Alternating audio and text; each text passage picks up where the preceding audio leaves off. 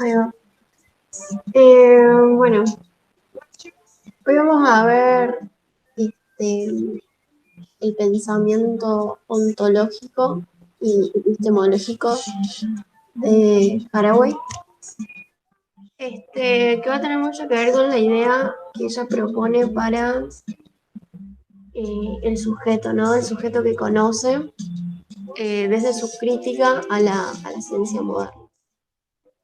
Yo voy a tratar de dar entonces el pensamiento ontológico, o sea, qué entiende ella o cuál es su trabajo sobre la categoría de naturaleza, de lo que es, de la objetividad, conceptos tan ampliamente abordados por la ciencia.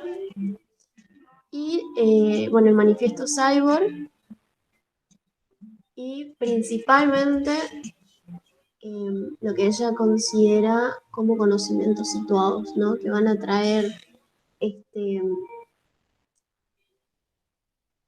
al mapa una nueva objetividad feminista que va a ir en contra de la objetividad de la ciencia moderna occidental, de lo que se considera como, de cómo se conoce, ¿no?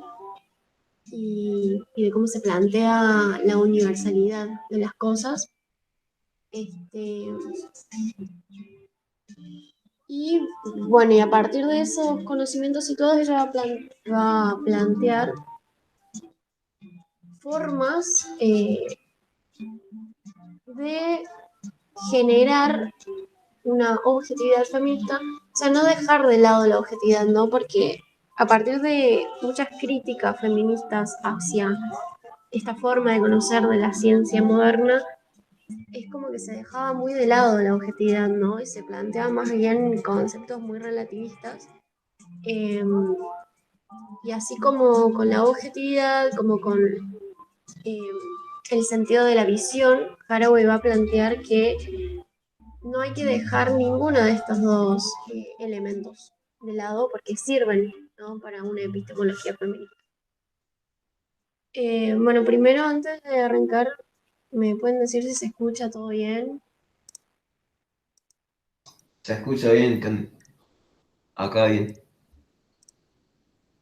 Buenísimo. Bueno, cualquier cosa me interrumpen o como quieran.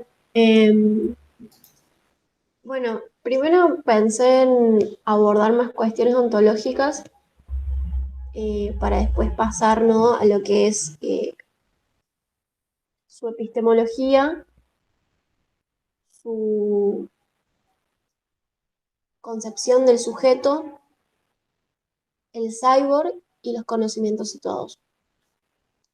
Entonces, en relación con el pensamiento ontológico de ella, hay que tener en cuenta que ya desde cuando ella estudiaba y escribía sobre primatología, se hacía esta pregunta fundamental, ¿no? Que es, ¿qué es lo que se entiende bajo la categoría de la naturaleza? O sea, tratar de entender cuáles son todas esas capas de sentido que tiene esa palabra que parece tan obvia para nosotros, ¿no? La naturaleza es lo que está ahí afuera, lo que nos es dado, supuestamente, ¿no? Tenemos un montón de concepciones eh, que ya se establecieron dentro de nuestro sentido común, que están planteadas por la ciencia occidental moderna, ¿no?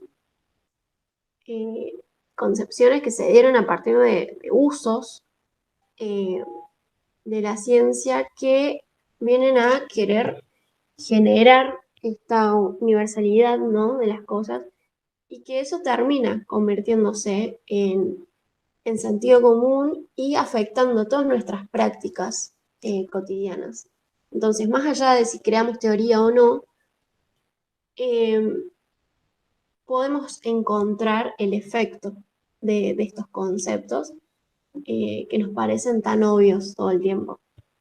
Entonces, eh, nadie sabe bien decir lo que es la naturaleza, pero todos lo sabemos de alguna manera, ¿no?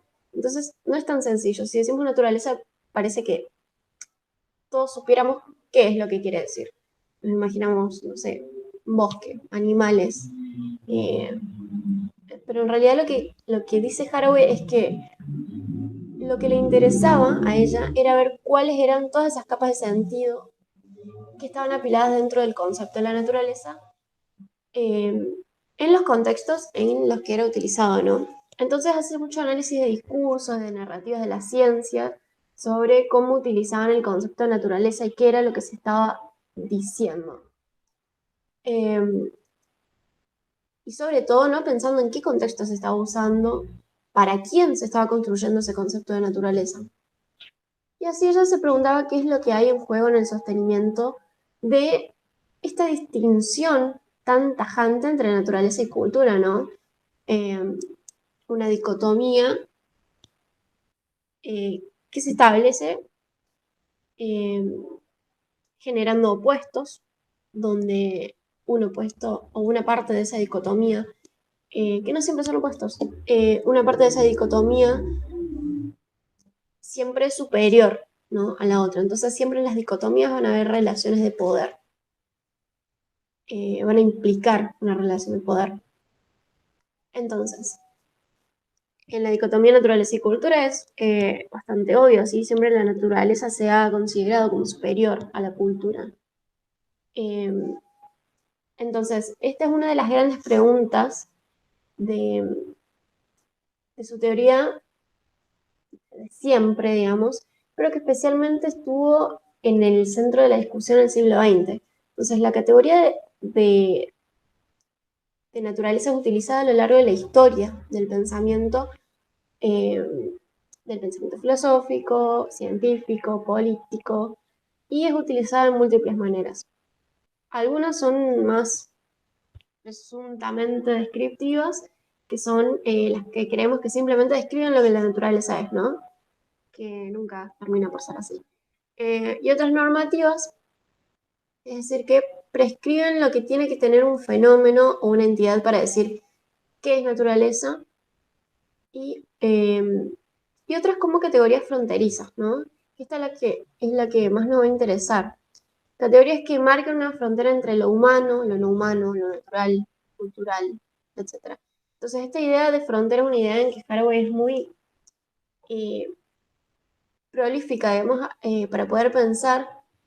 Eh, entonces, en todos los casos en los que se use el concepto de naturaleza, va a ser interesante para Haraway de construir, es decir, poder moverlo, agitarlo, a ver qué es lo que sale de ese concepto, ¿sí? Cuáles son las capas de sentidos que empiezan a emerger de ese concepto y cuáles son las grietas que se generan en ese momento en que movemos el concepto de naturaleza, ¿no? Entonces, para que surja otro modo de pensar que no sea el que estaba cristalizado en ese concepto de naturaleza, le interesa deconstruir lo que se entendía por naturaleza, especialmente en las narrativas de la biología evolucionista, y proponer nuevas bases no esencialistas, pero tampoco relativistas, sobre las cuales, digamos, podemos hablar del mundo y de todo lo que hay, ¿no? Entonces ella empieza por ahí.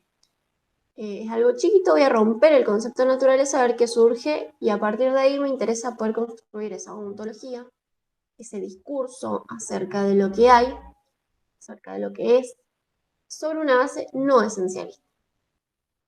Que es algo que han intentado, digamos, muchos filósofos a lo largo de la historia, sobre todo en el siglo XX, pero que ella va a tomar, en su pensamiento va a tomar una característica bastante particular, ¿no?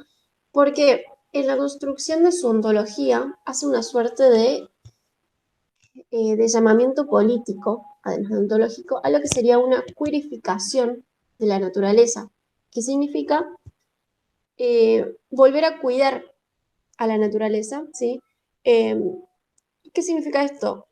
Quitarla de todo esencialismo posible, quitarla de toda forma de pensamiento dicotómico, no tratarla como una suerte de sistema binario, sino realmente volverla como extraña, digamos, ¿no? Para poder eh, volver o empezar, en realidad, a cuidarla.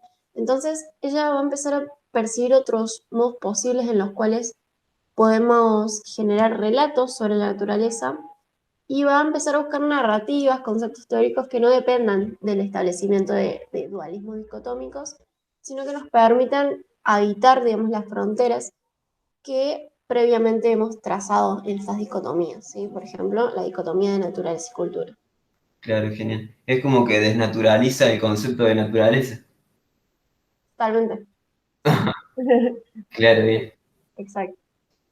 Eh, entonces, ella no se quiere quedar o en la naturaleza o en la cultura, ¿no? Quiere habitar la frontera, que para eso ella va a plantear la figura del cyborg. Eh, y ver qué se puede pensar y qué se puede generar y hacer a partir de esas fronteras, ¿no? Eh, por ende, va a ir en contra de todos los esencialismos, en contra de quedarse con la explicación de que todo lo que hay es por naturaleza, que esto va en contra de eh, un montón de prácticas, o sea, la cuestión de la medicina, ¿no? La cuestión de la psiquiatría, sobre todo, que plantea esencialismos tan fuertes, o sea, y a lo largo de la historia ha planteado esencialismos tan fuertes cuando se creían que eh, había en la genética de los negros algo que los hacía ser delincuentes, por ejemplo, todo eso viene de una concepción muy esencialista, Claro, ¿no? incluso, perdón, ¿no? En la Sí, Edad Media, cuando se habla un poco de lo que son los humores de la sangre, de lo que es el hombre y la mujer, que dice como que el hombre es cálido, la mujer es fría, y es como el esencialismo, tal digamos. cual, tal Sí, cual. Y bueno, y Aristóteles decía también algo sobre eso, ¿no? Él planteaba que eh, en el hombre había algo perfecto y en la mujer algo imperfecto, y lo planteaba en términos de esencias, ¿no? De sustancias, que partían de la naturaleza y siempre eran así, digamos, no había otra. Entonces, a partir de eso se van generando un montón de prácticas eh, totalmente discriminadoras, ¿no? A partir de la idea de naturaleza, de algo que está en la esencia de las cosas, que está en los genes, ¿no? Bueno, entonces ella va a ir en contra de todos los esencialismos, pero también en contra de los constructivismos relativizantes, es decir, de pensar que todo es cultura y pensar que todo es una creación de sentido, que no hay ninguna materialidad o una verdad o algo que podamos tener en común. Por eso ella va a recuperar o se la va a posicionar eh, en la rama de los nuevos materialismos, digamos, ¿no? Porque ella va a tratar de recuperar esta materialidad, pero ya no pensarla eh, como se la pensaba antes, de un modo esencialista, ¿no? Sino pensarla de otra forma. Eh, y esto va a ser muy importante para su pensamiento político. claro. Entonces, eh, ella hace el intento teórico de rechazar dicotomías más arraigadas, ¿no? En las narrativas filosóficas, científicas, partiendo de esta difuminación de las fronteras, pero habitando esas mismas fronteras, ¿no? Y eso es muy importante porque eh, tanto en el esencialismo naturalista como en el constructivismo relativizante para Haraway hay un mismo proceso, que es la totalización. Ella está completamente en contra de esta generación de narrativas totalizantes, ¿no?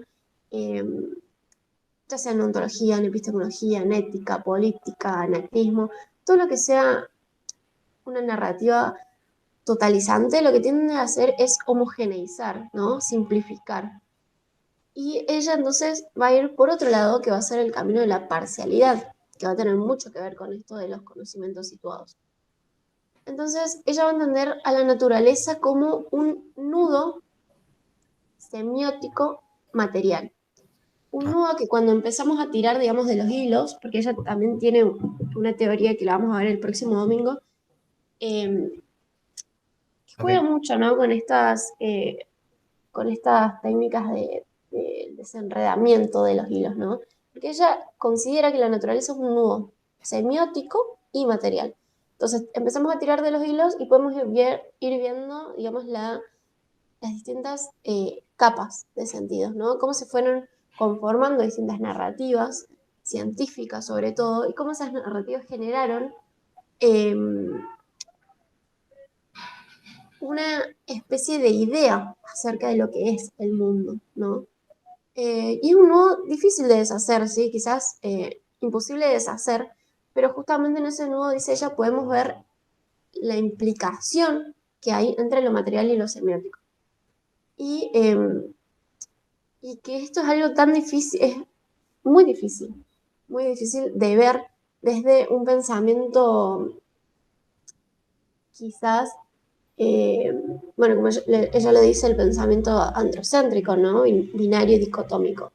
Desde ese pensamiento no podemos ver esta hibridación, digamos, de lo material y lo simiente. Entonces, en su último libro, como dije, ella presenta, ¿no?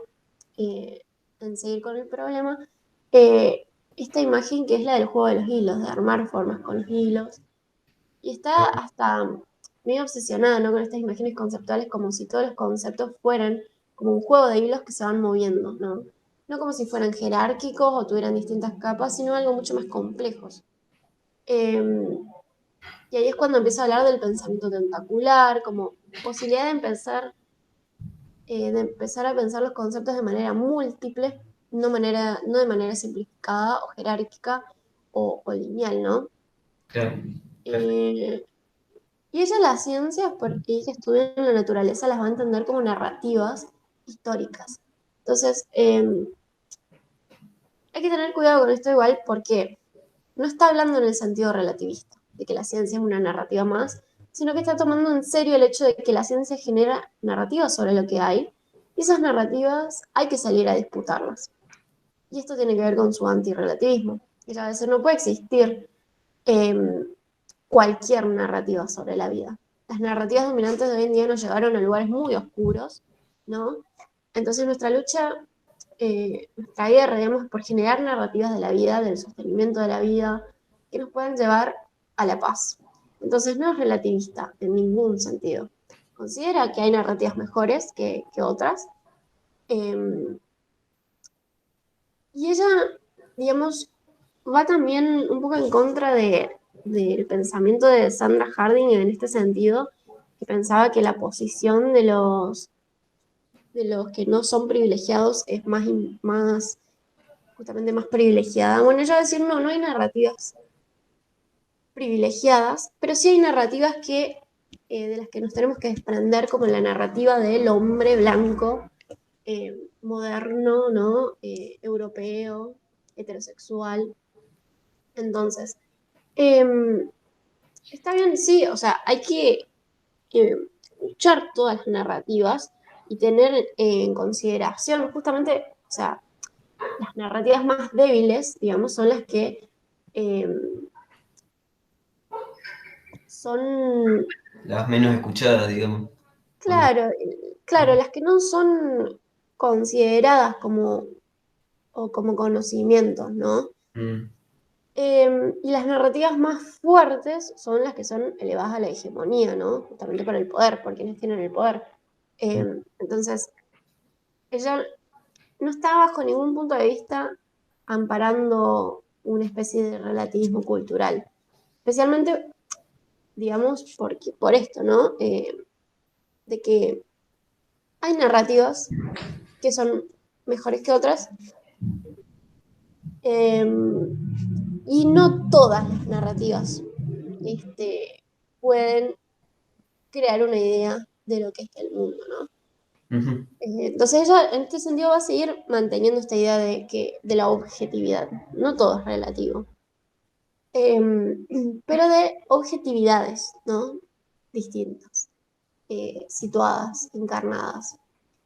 Entonces, ahora en la actualidad, va a decir, estamos sufriendo una suerte de negacionismo del conocimiento científico. Eh, por ejemplo, no sé, el negacionismo del cambio climático, ¿no? De las vacunas. Hay un contexto bastante particular para seguir pensando en términos de relativismo absolutos, ¿no? Por esto es que ella va a decir que hay una responsabilidad en el lugar, en el sujeto que crea una narrativa, ¿no? Y que no puede ser tomado a la ligera. Entonces, ella va a reformular al sujeto mismo de las narrativas científicas y filosóficas. Ujú. Y acá es como donde viene el gran, momento de Haraway, que es el cyborg, ¿no? Ella abandona la categoría moderna del sujeto que conoce, que es un sujeto que siempre se ha pretendido neutral, ¿no? En Claro, las ciencias siempre se ha pretendido que no queden huellas del sujeto que conoce, ¿no? Que sea todo objetivo. ¿Qué quiere decir objetivo? Que es conocimiento del objeto. universal, ¿no? Como conocimiento. Claro, Ajá, claro, claro. como algo que no importa el lugar, ¿no? No Mm, importa, eh, no, como donde no existe, digamos, esa idea de sujeto. Y que claro, esto es es como totalmente una, errado, ¿cómo? una abstracción, digamos, del sujeto. Tal cual, o sea, una forma de querer sacarte de encima, ¿no? Tu propia posición. Mm, eh, ¿No? Si nos ponemos en el lugar, ponele, del sujeto de la ciencia moderna occidental, es como eso, es el querer ver sin ser visto, digamos, ¿no? El querer conocer sin ser conocido, el querer ver el mundo sin contaminarlo, en cierto aspecto, ¿no? Que eso ya, desde ya que no se puede, o sea, múltiples ejemplos hay de, de narrativas universales ujú, que nos muestran que hay, sí, huellas del sujeto, ¿no? En esas narrativas, como, eh, como el ejemplo de, de los libros, que ya lo mencioné, esto de que se consideren ciertos libros, cierta literatura como universal, que termina siendo literatura europea, ¿no?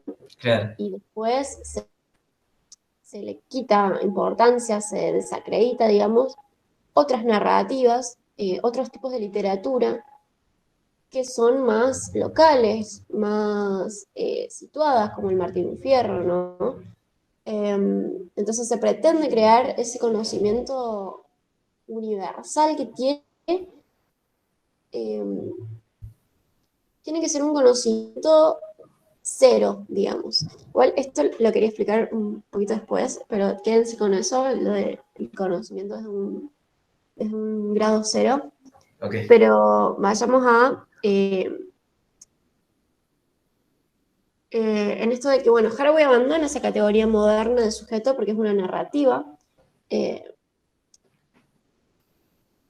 eh, que generamos sobre lo que vemos, lo que creemos que algo es. Entonces podemos generar otras narrativas, ¿no? Porque en la generación de narrativas básicamente estamos generando realidades. Ujú, Eh, entonces, ella nos está tratando de hacer entender este nudo material semiótico que es la existencia a partir de la figura del cyborg, ¿no? El cyborg, ella empieza a hablar más o menos en los 80, eh, hablar del cyborg en vez del sujeto. Es una categoría alternativa, digamos, a la del sujeto. Entonces, borremos las fronteras entre lo que es una mujer, lo que es un hombre, liberemos la existencia de eso, porque la narrativa que nos estamos contando sobre la experiencia sexual, por ejemplo, es narrativa que encasilla la experiencia sexual, ¿no? Porque la experiencia es mucho más rica que esas narrativas que le han puesto. Entonces el cyborg también es una categoría que nos ayuda a pensar en una política de la coalición, o sea, que supere las políticas basadas en la identidad, por ejemplo, ¿no? Muchos feminismos se basan en esto, como el feminismo de la diferencia, por ejemplo. Ella eh, es acá también muy polémica ella, porque va a ir en contra, ¿no? De estos movimientos de la identidad sexual, ¿no? ah, Son ok. movimientos que están muy presentes hoy en día y ella va a ir en contra de ellos. Pero no porque es una facha, sino porque ella cree que la identidad es una forma de esencializar también, ¿no? Ajá. Ella es una feminista, es antirracista, es decolonial, pero no va a estar a favor de esas políticas formuladas de la identidad, porque son políticas que lo que tienden a hacer es cristalizar estereotipos en identidades, ¿no? Ah, Cerrar identidades. ok. Y se vuelven normativas, excluyentes. Generan formas de microfascismos, va a decir ella, ¿no? De alguna manera. Entonces, en vez de abrir, ¿no? Porque está bien, estas nuevas narrativas que se basan en la identidad tienden a creerse del progreso, ¿no? Más progres, de abrir, eh, pero terminan siendo esencialistas igual, va a decir ella, ¿no? Mm, Y esto tiene mucho que ver con esto que ella decía, o sea, se va a alejar de ambos extremos, digamos, al igual que lo hacía con, conocimiento. claro, con lo que es objetivo y lo que es relativo, ¿no? Ujú. Entonces, ella va a decir que eh, toda lucha emancipatoria tiene que abrir, no cerrar sus puertas hacia el otro, hacia la alteridad. Entonces, el cyborg justamente lo que representa como categoría es un modo de tener identidad que es ambiguo y que es fronterizo, ¿no? Que no se cierra. Eh, Nuevamente surge esta idea de fronteras en ella que es súper importante. Entonces, para pensar, ¿no? La nueva categoría de sujeto que ella propone, hay que pensar en otras formas de entender al sujeto que se han dado y que para mí hay dos que son muy importantes porque son con las que ella dialoga y critica mucho, ¿no? O sea, el sujeto de la ciencia moderna fue básicamente planteado por Kant, por ejemplo, que es hacia este sujeto del que ella se va a oponer, que es un sujeto, en realidad que todos los filósofos después de Nietzsche, si se quiere, o O a partir Descartes. Ajá. ¿cómo? O Descartes puede ser también. Descartes. Claro, Descartes lo que hizo fue sentar bases para esta idea del sujeto que después se va a ver en Kant, porque Kant va a partir del racionalismo, digamos, de Descartes y del empirismo también, para Claro. crear, ¿no? Esta idea del sujeto eh, universal, de la razón universal. Eh, pero, por ejemplo, a partir de Foucault se empieza a, a criticar, digamos, esta noción del sujeto y se va a decir que el sujeto ha muerto, o sea, esa forma de concebir al sujeto como el sujeto que lo conoce todo eh, y que puede hacer uso de la naturaleza y que puede llegar a crear conocimiento objetivo, esa idea del sujeto eh, ya no existe, va a decir Foucault, ¿sí? Empezó con Descartes y terminó, duró 200 años y murió porque a partir de la idea del Dios ha muerto de Nietzsche, eh, esto va a llevar o va a tener como consecuencia que el sujeto también ha muerto, pero no porque el sujeto, la persona, porque también no hay que entender el sujeto como la persona, ¿no? Pero no porque el sujeto en sí ha muerto, sino porque el sujeto, la forma de concebir al conocimiento, la forma de conocer, eh, que está dada a partir de esa idea del sujeto que lo conoce todo, esa idea es la que está muerta, porque el sujeto se revela sujeto y esto es lo que va a plantear todo el estructuralismo, por ejemplo, ¿no? Ujú. Pero bueno, para no irme tanto, en Kant, eh, Kant lo que trata de hacer es universalizar el conocimiento, la forma que conocemos, excluir todo conocimiento metafísico. Entonces, el hombre va a estar entendido en Kant como un hombre activo, diferente de la naturaleza, y va a ser un hombre que la puede explotar a su gusto, ¿no? Entonces, eh, acá volvemos a esto que decía del conocimiento cero. La ciencia moderna, a partir de Kant, sobre todo, eh, pero ya desde Descartes, buscó una forma de generar cierto conocimiento cero. Un conocimiento cero, básicamente, yo suelo explicarlo con... Esperen. Bueno, miren, si acá ven, hay tres lápices, ¿ok? Sí. Yo suelo explicarlo así. Tenemos diferentes culturas, ¿no? conocimiento cero sería un conocimiento que sea apto para todas las culturas, ¿no? Que estaría acá, en el punto cero. Entonces, este conocimiento universal, cero, puede ir para allá, puede ir para allá, puede ir para allá, ¿no? Y va a interpelar, si se quiere, a todas las culturas. Con la literatura pasa, con la literatura universal, que es Claro. europea, termina pasando lo mismo. O sea, uno lee Shakespeare y lo interpela, ¿no? De cierta forma. Pero bueno, a lo que voy es, se creía que se podía, digamos, ser un sujeto neutral, generar conocimiento objetivo, no manchar los conocimientos con la subjetividad, ¿sí? O sea, que yo vaya y lea la teoría de Newton, no pueda saber quién la hizo, ¿no? O encontrar una huella del sujeto. Entonces es un conocimiento que sea para todos, digamos. Eso es lo que se pretendía. Pero, o sea, como vemos con Foucault, el conocimiento se revela burgués, europeo, blanco, heterosexual. Entonces es tanta la universalización eh,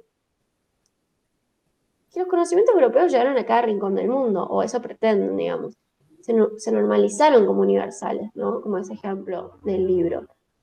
Eh, entonces, estoy tomando Foucault porque es algo que Haraway va a ampliar un montón. Para Foucault ese sujeto humano, autónomo, que se concibe como fundamento de todo lo real, que cree que tiene la capacidad de explicar y de transformar la realidad a su gusto. Eh, Ese sujeto que se cree el dueño del mundo, a decir Foucault, se revela sujeto, ¿sí? O sea, está sujeto por la palabra, el lenguaje, el poder, la economía, el mercado, el inconsciente, etc. Hay fuerzas que lo sujetan, ¿sí? Mientras se está creyendo que es un dios, digamos, ¿no? Entonces el sujeto empieza a tomar conciencia de sus limitaciones.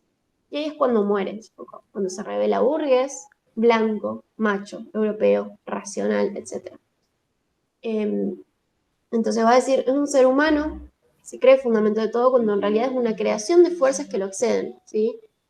Se cree que piensa lo que conoce, hasta que viene Freud y demuestra que uno no piensa únicamente y autónomamente a partir de su voluntad, sino que el sujeto piensa, se piensa y lo piensa, ¿no? Entonces todo el desarrollo de las ciencias humanas y sociales en el siglo XX van haciendo del sujeto un sujeto situado, construido, que está sujeto a partir de un montón de fuerzas que lo exceden, ¿no? Y después, bueno, cada rama del estructuralismo va a tomar su parte, ¿no? Desde la antropología con Lévi-Strauss, eh, desde la lingüística con Saussure, desde eh, el psicoanálisis, sobre todo con Lacan, ¿no? Que va a decir que la estructura del inconsciente eh, es un lenguaje.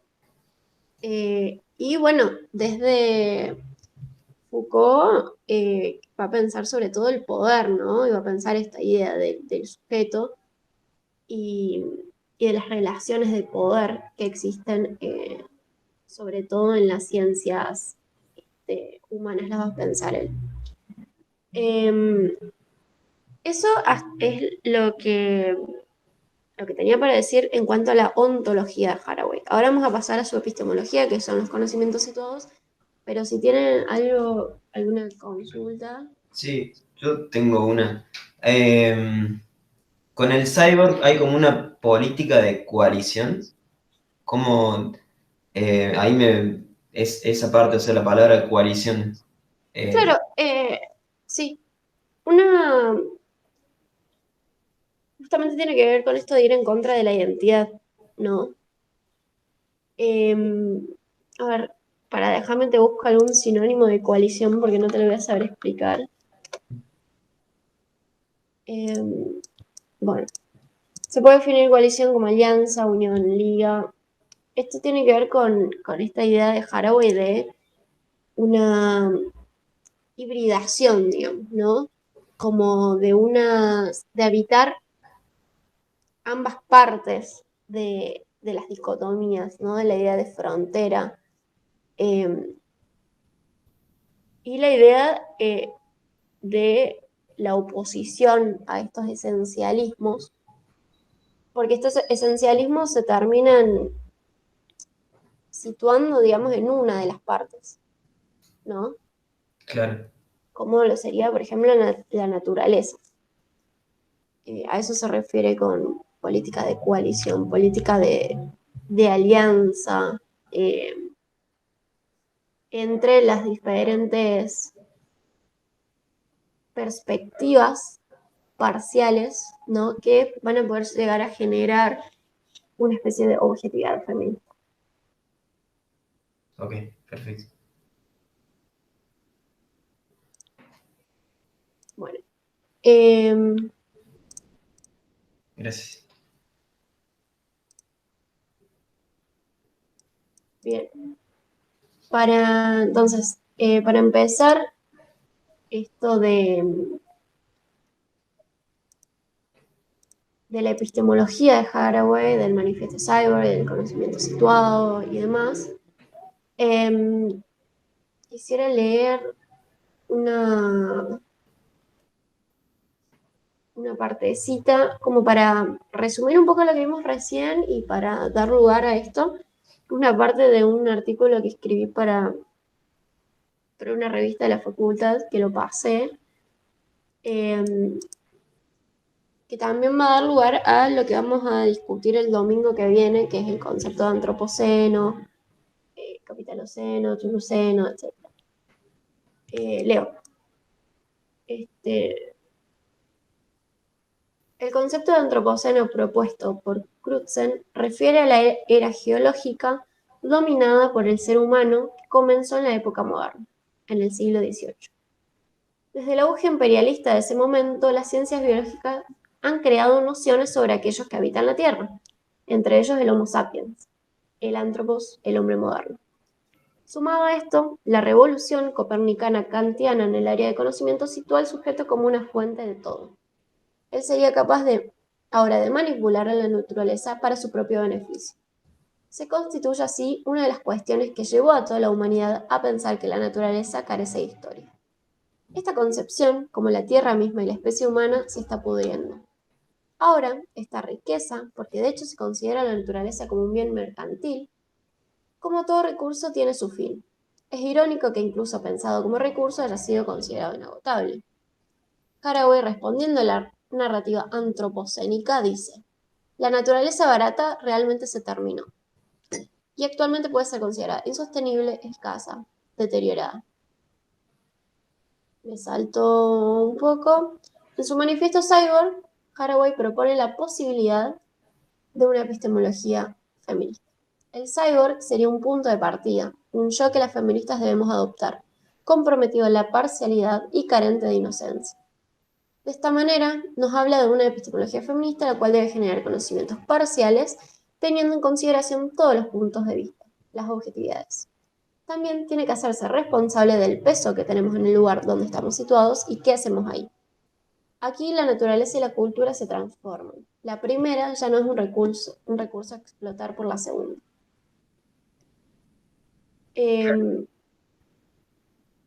Bien, entonces, a partir de esto podemos hablar de, de la epistemología. Ella toda su teoría va a partir de una epistemología feminista, ¿no? Entonces, ella va a profundizar un tema que es el de la persistencia de la vista, que es esto de, ¿no? El privilegio del sentido de la vista, sobre todo en la ciencia. Está este antropólogo que mencioné, que se llama David de Breton, que dice que la cultura occidental le da un lugar privilegiado a la vista sobre los otros sentidos, ¿no? Ver para creer. Y Haraway también toma esa idea, pero ella no quiere dejar de darle ese lugar privilegiado a la vista, sino que quiere darle un nuevo contenido, una nueva forma, un uso nuevo de esta vista, ¿no? Una nueva concepción de lo que sería la visión. Entonces, ella lo que va a hacer es criticar la concepción de la visión, en la que se ha hecho uso normalmente en la ciencia, en la epistemología occidental en general, Y es un uso que yo voy a decir que es como el de la falsa visión, ¿no? Normalmente se ha utilizado como metáfora la visión, ¿no? Se ha tomado la idea de que la visión significa un salto afuera del cuerpo, desde ninguna parte. Y que este salto fuera del cuerpo tenía una intención, una mirada conquistadora, va a decir Haraway, ¿no? Eh, Metáforas como de la visión, por ejemplo, de la observación relacionadas al conocimiento que penetra en la naturaleza, es decir, estas metáforas hablan por sí mismas, ¿sí? Hablan solas de esta intención de conquista que tiene eh, esa concepción de la mirada, ¿no? El poder que implica justamente el que reside en ver y no ser visto, de lo que decíamos, que el sujeto pretende ver y no ser visto, ¿no? El Claro. sujeto es el que representa, pero no puede ser representado, el sujeto moderno. Ujú. Entonces, eh, la idea de distanciar al sujeto conocedor de las cosas que conoce, de los objetos, esa distancia también ha sido parte de esta concepción de la visión, porque es una visión disyuntiva, una visión eh, separatista, una visión que se dice, bueno, no hace falta estar en un lugar o estar dentro eh, de cierto mundo para conocerlo, ¿no? Entonces Claro. hay toda una serie de tecnologías de la visualización, por ejemplo, que sirven para potenciar el sentido de la vista. Eh, y esta vista ella se va a referir como un ojo caníbal, va a decir, un ojo caníbal que cada vez quiere más, ¿no? Que nunca se satisface.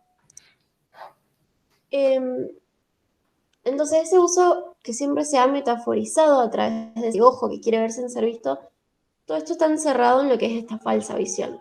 Y lo que va a buscar Haraway es darle un nuevo sentido a la visión, no abandonarlo, solo darle una nueva forma de concebir, ¿no? Entonces, lo principal para ella es saber dónde estamos y para eso hace falta nuevos escáneres políticos, o sea, necesitamos una nueva concepción de la vista, ¿no? Para saber dónde estamos. Em, entonces, también ella se va a preocupar por la visión objetiva, al igual que se preocupaba Kant, em, y al igual que se preguntaba Kuhn. Kuhn es un neocantiano que va a tomar esta idea del sujeto racional y universal de Kant, pero lo va a llevar más a un relativismo, a decir, bueno, en la historia se dan múltiples sujetos, por ejemplo, no es el mismo, no es el mismo el sujeto de hoy al sujeto de la Edad Media, pero nosotros no podemos dialogar con esos sujetos, no podemos conocer porque simplemente no vivimos en ese momento, en ese lugar. Y va a tender a ser como relativista, ¿no? Este sentido de, bueno, cada uno con su perspectiva sobre el mundo, ¿no? Y esto es a lo que Haraway también se contrapone, o sea, se contrapone esta idea de objetividad universal de Kant, pero también se opone a la idea de objetividad eh, histórica de Kuhn. Entonces, pero ella va a seguir buscando una objetividad feminista situada, parcial, porque está hablando del conocimiento en la ciencia, ¿no? Entonces no hay que abandonar esa idea. Entonces, para Haraway los conocimientos objetivos son posibles, pero no únicos. Entonces hay que darle un nuevo sentido a lo que vamos a entender por objetividad. Eh, y hay algo que nos enseñan las modernas tecnologías, y es que los ojos nunca nos dan una visión pasiva, ¿sí? En Kant, por ejemplo, los sentidos sí eran pasivos, ¿no? Nosotros recibíamos datos de los sentidos eh, y después el sujeto pone su parte activa y así se crea el conocimiento objetivo. Entonces, acá drásticamente va a hacer Haraway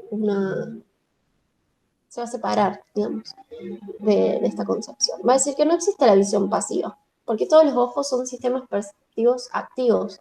Es decir, no es que meramente reciben y se tiene el dato, el sentido, y a partir de ahí se genera un conocimiento, sino que construye maneras específicas de ver, ¿no? Y eso no sucede solamente con los ojos, sucede con todas las tecnologías, ¿no? Una máquina de fotos, un rayo X, un escáner, un microscopio, todos ellos construyen maneras específicas de ver. Ah, Entonces, ok. no hay sistemas perceptivos que sean pasivos. No hay un punto de vista que sea inocente, va a decir ella. Ni siquiera el de los menos privilegiados. Ni el de los poderosos, ni el de los subyugados. Ningún punto de vista es inocente. De hecho, ella va a plantear el cyborg como una alternativa para el sujeto, pero que para nada es inocente, ni siquiera ella todo el tiempo está refiriendo a su lugar desde donde ella habla, eh, siempre diciendo, situando, digamos, ¿no? Su perspectiva. Eh, entonces, acá quisiera leer una parte del manifiesto. A ver.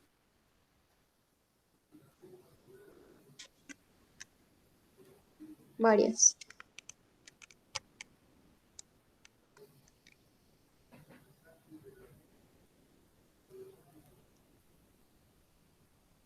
Bien. Dice, las feministas del cyborg tienen que decir que nosotras no queremos más matriz natural de unidad y que ninguna construcción es total. La inocencia y la subsecuente insistencia en la victimización como única base de introspección han hecho ya bastante daño. Pero el sujeto revolucionario construido debe dar también reposo a la gente de finales de este siglo. En la lucha por las identidades y en las estrategias reflexivas para construirlas, se abre la posibilidad de tejer algo más que un manto para el día después del apocalipsis, que tan proféticamente termina la historia de la salvación. Entonces, ella va a decir también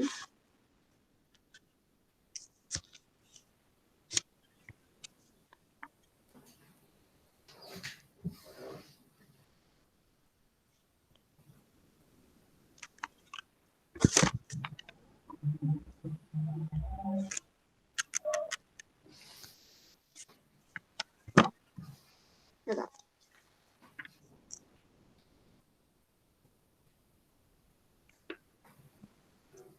Bien. Soy consciente de la extraña perspectiva que me presta mi posición histórica. Yo, una muchacha católica de origen irlandés, pude hacer el doctorado en biología gracias al impacto que tuvo el Sputnik en la política nacional educativa científica de los Estados Unidos. Tengo un cuerpo y una mente construidos tanto por la carrera armamentista posterior a la Segunda Guerra Mundial y por la Guerra Fría, como por los movimientos femeninos. Existen más motivos de esperanza si nos fijamos en los efectos contradictorios de la política destinada a producir tecnócratas leales a Estados Unidos, que han producido colateralmente grandes números de disidentes, que si nos fijamos en las presentes derrotas. Y lo más importante es, la permanente parcialidad de los puntos de vista feministas tiene consecuencias para nuestras expectativas de formas de organizaciones políticas y de participación. No necesitamos una totalidad para trabajar bien. El sueño feminista de un lenguaje común, como todos los sueños de un lenguaje perfecto, de una denominación perfectamente fiel a la experiencia, es totalizador e imperialista. En este sentido, la dialéctica es también un lenguaje quimérico que anhela resolver las contradicciones. De manera irónica, quizás podamos aprender de nuestras fusiones con animales y máquinas cómo no ser un hombre con mayúscula, la encarnación del logos occidental. Desde el punto de vista del placer que encierran esas funciones poderosas y prohibidas, hechas inevitables por las relaciones sociales de la ciencia y de la tecnología, podría, en efecto, existir una ciencia feminista. Entonces, la visión que justamente construye estas maneras específicas de ver está ligada al poder de ver. Y muchas veces ese poder de ver está relacionado con la violencia en nuestras prácticas visualizadoras. Entonces, concretamente la ciencia occidental tiene prácticas visualizadoras que son violentas, ¿sí? Todo lo que pasa en los laboratorios siempre implica una violencia hacia el objeto que constituye, ¿no? Experimentos con animales, por ejemplo, son prácticas visualizadoras que implican muchas veces la tortura, la destrucción. Es un ojo que necesita destruir para ver, ¿no? Eh, Claro, Esto, a partir de Kant, por ejemplo, Kant decía que el sujeto conoce de la naturaleza lo que la razón ha puesto en ella. Entonces, usar no a la razón como que perdón, a la naturaleza, explotar a la naturaleza a partir de esta idea del sujeto que lo puede todo, ¿no? Entonces, por ello, eh, se va a preguntar, ¿con la sangre de quién se crearon mis ojos? Pensando en todas estas prácticas visualizadoras que encierran violencia. La visión, va a considerar ella, tiene que ser multidimensional. Entonces, se requieren instrumentos visuales distintos, ¿no? La óptica ella la va a considerar, por ejemplo, como una política de posicionamiento. O sea, la óptica tiene que ver con el lugar desde donde vemos, ¿no? Y ese lugar es un lugar político, ¿sí? Entonces, por lo tanto, esto quiere decir que nunca hay una visión que sea inocente, porque nunca se es inocente, porque la mirada, la visión nunca es inocente, siempre va a ocupar un lugar, y esa es la clave que da base al conocimiento. Eh, y ese ocupar un lugar, ella lo va a relacionar mucho con esta idea de la responsabilidad, que es una idea fundamental en Haraway, ¿no? Mientras que tenemos un sujeto que se presenta como neutro, como universal, eh, o como el sujeto de una comunidad que no puede ser representado, es un sujeto que no es responsable. Entonces ella lo que va a sostener es la necesidad de que nuestras prácticas visualizadoras den cuenta del lugar desde donde vemos, ¿no? Y el peso que tenemos sobre este, ¿no? Entonces, la racionalidad, ese modelo de racionalidad de Kant, por ejemplo, va a decir que es una ilusión óptica, porque no existe esa racionalidad universal. Es una racionalidad que se proyecta desde ninguna parte, porque ese sujeto justamente al ser universal pretende no ocupar un lugar, ¿sí? Ocupa un lugar, pero no se hace cargo de ese lugar que ocupa. Entonces, ¿qué es lo que va a sostener ella? Que el discurso moral y el político tienen que ser discursos que atraviesan las tecnologías de la visión. O sea, no podemos concebir una visión que no esté atravesada por discursos morales y políticos. Y esto tiene que estar presente, justamente porque por si queremos rever esa violencia, ¿no? Que está en las prácticas de la visualización y las luchas sobre lo que sería considerado como visiones racionales del mundo. Si existe una lucha eh, simbólica eh, y objetiva también, ¿no? Eh, una lucha sobre qué perspectiva se considera la dominante, ¿no? La que mejor llega a esta idea de lo que sería la realidad. Entonces, cuando se enfrentan distintas versiones de la racionalidad, cuando se enfrentan distintas racionalidades, en realidad lo que se están enfrentando son maneras de ver que son diferentes. Entonces, esas peleas, ¿por qué es lo que se considera racional y qué no? Es una pelea por saber cómo se va a ver, ¿no? ¿Cuál es la forma de ver que va a predominar? Entonces, Haraway lo que busca es un sujeto múltiple, que ese va a ser el sujeto múltiple del feminismo, y que ese sujeto se caracteriza por una doble visión, como mínimo. Esto de la doble visión lo podemos ver con el mito del cyborg que ella utiliza. El cyborg tiene la capacidad de ver desde dos perspectivas, ¿no? Que son generalmente opuestas. Por ejemplo, desde la perspectiva de naturaleza, la perspectiva de cultura, justamente porque es un ser de fronteras. Si nosotros pensamos en todas las dicotomías que planteaba el sujeto universal, ¿sí? Hombre, mujer, naturaleza, cultura, civilización, barbarie, etc. El cyborg es un ser de fronteras y por eso puede tener las perspectivas desde la naturaleza y desde la cultura, desde el hombre, desde la mujer. Entonces, esa visión doble es un requisito en esta óptica de la doble visión del sujeto múltiple del feminismo que ella va a proponer. Eh, la visión doble implica justamente ver desde dos perspectivas y que ninguna de esas dos perspectivas sea la válida, digamos, ¿no? Que ninguna predomine sobre la otra. Entonces esas perspectivas, es decir, se ponen en una relación o en una situación de solidaridad entre sí. No es que una es correcta, la otra no, una es superior, otra inferior. Un cyborg, recordemos que es un ser de fronteras, no teme las contradicciones, sino que justamente las habita. ¿Sí? Entonces ese ser puede ver desde dos perspectivas a la vez. Este es el requisito mínimo, por lo menos, de esa doble perspectiva, digamos. Entonces, en este sujeto múltiple se requiere una confusión de voces, de visiones, ¿sí? Haraway dice, lo que se necesita es esta pluralidad de voces y visiones que estén juntas, una conjunción de maneras de ver que estén justapuestas, digamos, ¿no? Visiones que siempre van a ser parciales. ¿Por qué parciales? Porque siempre se ve desde un lugar, ¿no? Entonces, si yo estoy acá, veo desde una manera, pero si yo me voy hacia otro lado, tengo otra perspectiva, entonces siempre se ve desde un lugar. Y esas visiones parciales que se dan en un sujeto colectivo, que ella sí reconoce que hay un sujeto colectivo, pero que hay un sujeto múltiple, ¿no? Entonces esas visiones siempre son parciales, son desde un lugar, y ese es un sujeto múltiple porque es un sujeto abierto, porque está constituido por esta conjunción de visiones, eh, que ella,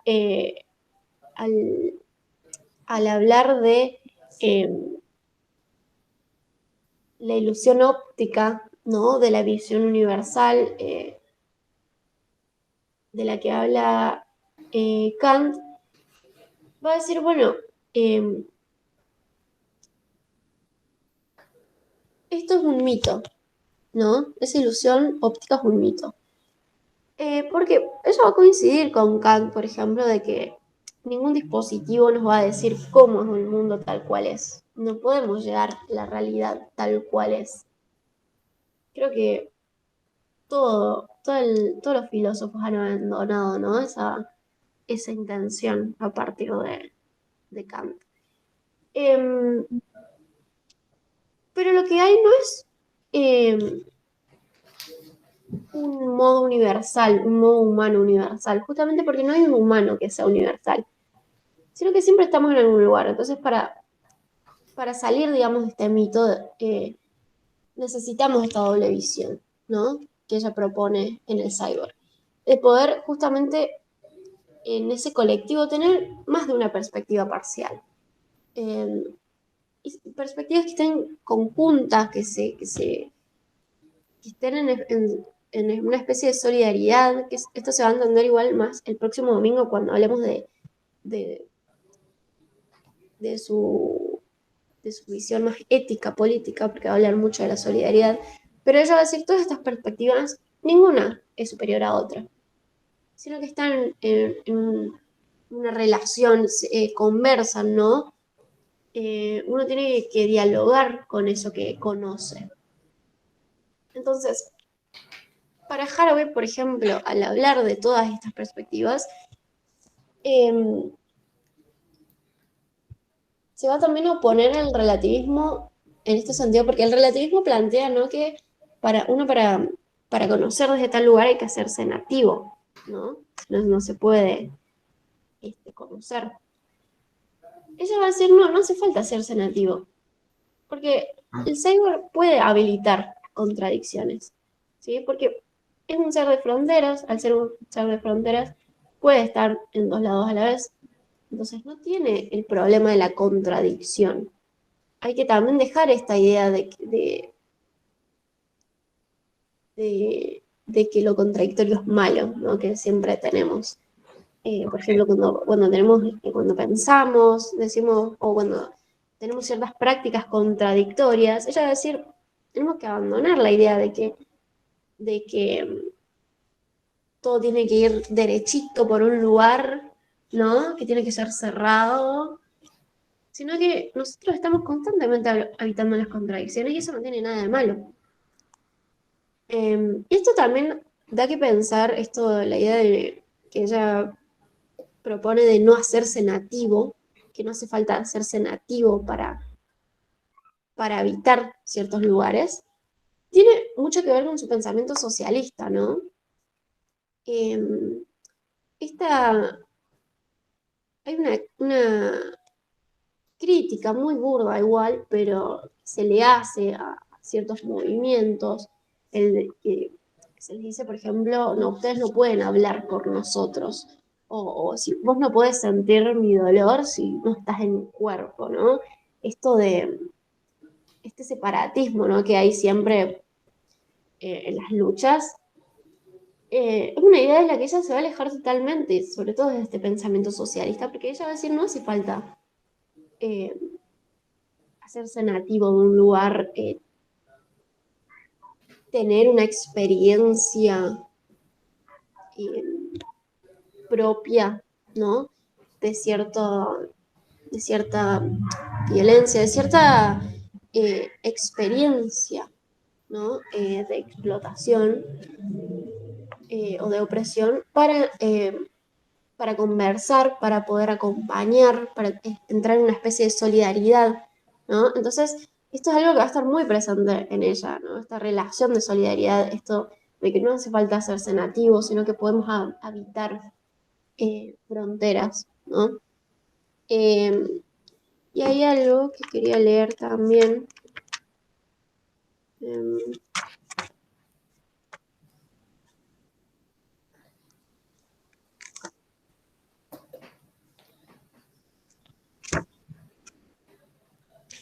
que es el final del manifiesto Cyborg, que dice, la imaginería cyborg puede ayudar a expresar dos argumentos cruciales en este trabajo.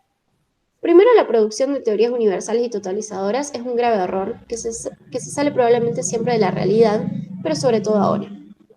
Segundo, aceptar responsabilidades de las relaciones entre ciencia y tecnología significa rechazar una metafísica anticientífica, una demonología de la tecnología y también abrazar la difícil tarea de reconstruir los límites de la vida diaria en conexión parcial con otros, en comunicación con todas nuestras partes.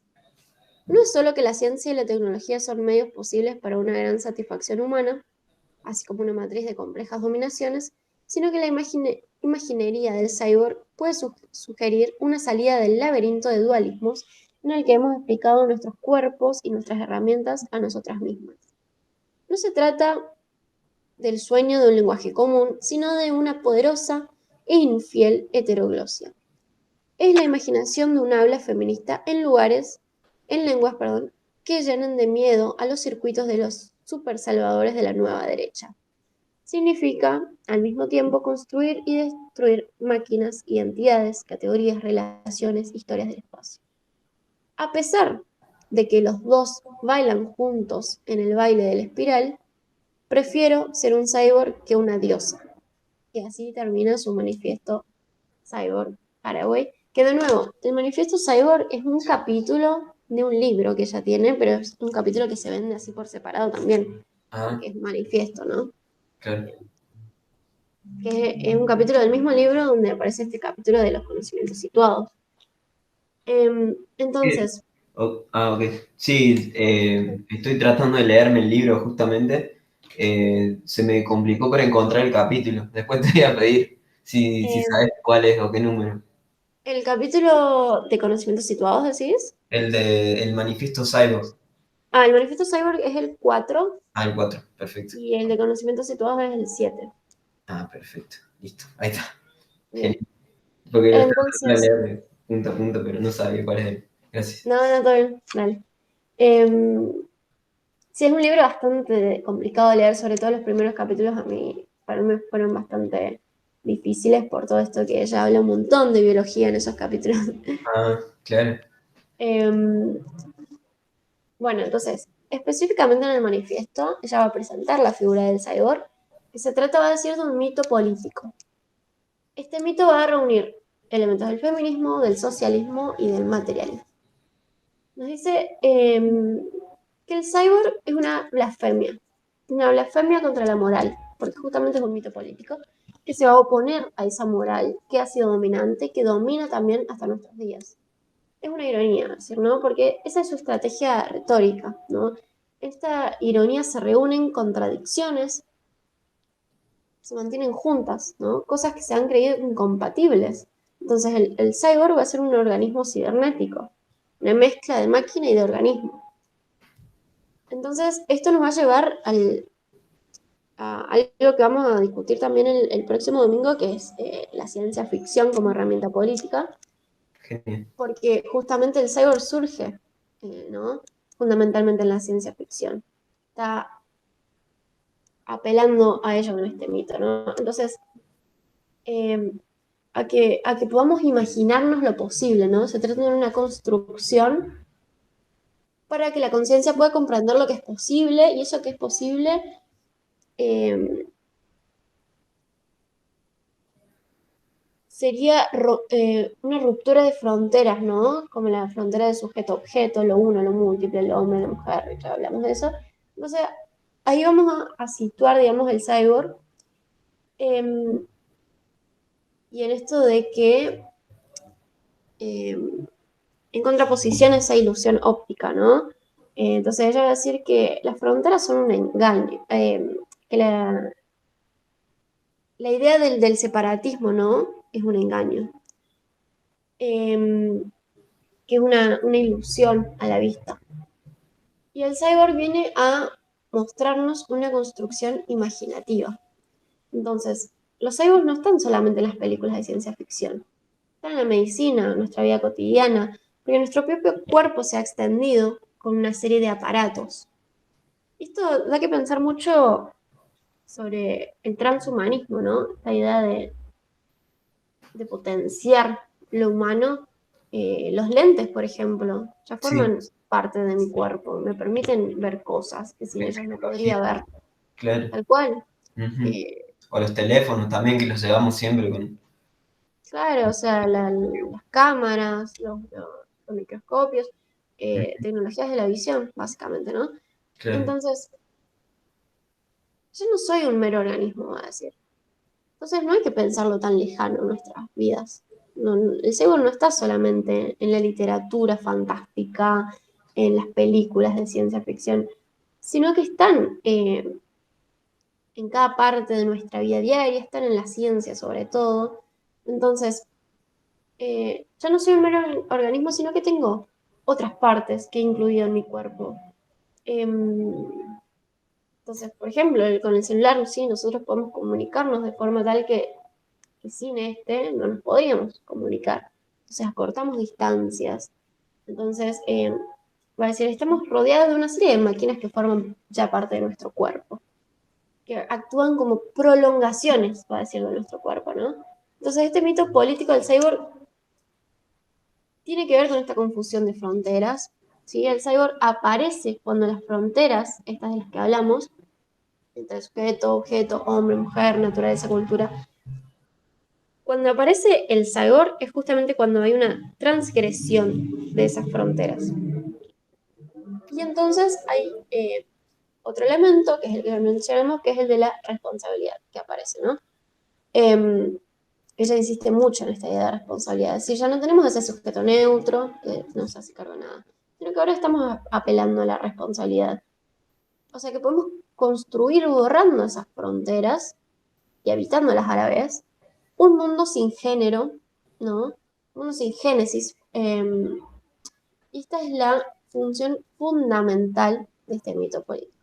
Necesitamos salir de la lógica de la, eh, de la representación y necesitamos entender esto para sobrevivir, ¿no? Eh, perdón, de la represión, la lógica de la represión, no la representación. Ah, ok. También va a hablar de la lógica de la representación, Sí, pero acá me estoy refiriendo más a la lógica de la represión. sí. ¿Por qué? Porque con Freud, por ejemplo, el psicoanálisis en general, pero sobre todo con Freud, con su estructura edípica, una estructura que apela mucho a esto de la lógica de la represión. Ella va a decir que esto no nos va a permitir comprender a este mundo post-genérico, ¿sí? Un mundo donde no hay género. Porque justamente las fronteras que marcaba el género, hombre-mujer, es una frontera que es transgredida, ¿sí? Que se vuelve difusa. Entonces, el cyborg es parcial porque no es un sujeto como el sujeto universal de Kant, sino que es un sujeto que tiene una perspectiva parcial, un sujeto situado en un lugar. Entonces, hay una ironía igual, porque hay acoplamientos de cosas que nunca pensamos que podrían estar juntas, sin embargo lo están, en una intimidad, ¿no? Ella está pensando en un mundo, en una utopía donde no hay género, y aquí la figura del cyborg nunca va a ser inocente tampoco, ¿no? Ya basta de ese sujeto inocente, neutro, desligado del mundo, eh, que produce el mundo pero que no se involucra con él. Entonces, acá el mito político del cyborg no va a ser inocente, ¿sí? Entonces, ahora las dicotomías nunca son inocentes, porque es poner de un lado un recurso y del otro lado quienes lo explotan, ¿no? Con la naturaleza de cultura es clave, pero hombre-mujer, por ejemplo, ¿no? La lógica machista se puede entender a partir de esta idea de dicotomía, porque la dicotomía, como ya dije, establece relaciones de poder. También con las ciencias naturales y las ciencias humanas, ¿no? Las ciencias humanas siempre han sido prestigiadas. Eh, entonces, estas oposiciones lo que hacen es establecer un orden de dominación, ¿no? Una parte trata como recurso a la otra. Entonces, el cyborg subvierte ese orden, ¿no? Y este, si bien el capitalismo y el militarismo son los que hacen posibles eh, al cyborg, después este mismo se encontraría subvirtiendo esos órdenes, tanto del militarismo como del capitalismo patriarcal. Entonces ella se ocupa de tres límites, de tres fronteras que el cyborg vendría a romper. Una es la de lo humano y lo animal, eh, y de esta oposición de lo humano y lo animal se deriva la oposición naturaleza y cultura, por lo tanto estaría rompiendo esos límites. Entonces, va a decir que ya no podemos seguir manteniendo esa separación, ¿no? Y empieza esta idea de conectar el ser humano con otras criaturas vivientes, aparece esa necesidad de conexión, entonces ya no tenemos una separación, lo que vamos a tener son acoplamientos, conexiones, uniones, enlaces. Entonces, el cuerpo y la mente, donde justamente las máquinas están pensadas como autónomas, originariamente eran pensadas como que no eran autónomas, ¿no? Pero ella va a decir que en nuestra época nuestras máquinas están inquietamente vivas. Entonces comienzan a ser autónomas cuando estas fronteras se desdibujan, ¿no? Y empiezan a ser transgredidas. Entonces toda la base ontológica de la epistemología occidental comienza a debilitarse, comienza a perderse la frontera entre lo físico, lo no físico, ¿sí? Eh, Ella lo va a señalar, por ejemplo, en lo microelectrónico, en aquellas máquinas son, o dispositivos que son tan pequeños, que son invisibles y están en toda parte de nuestra vida cotidiana. Está llena de dispositivos microelectrónicos. Y esa es una especie de miniaturización, digamos, que va a estar relacionada con el poder, y esto tiene que ver mucho con la microfísica del poder de Foucault. O sea, las grandes instituciones, las grandes estructuras de poder, se van a ir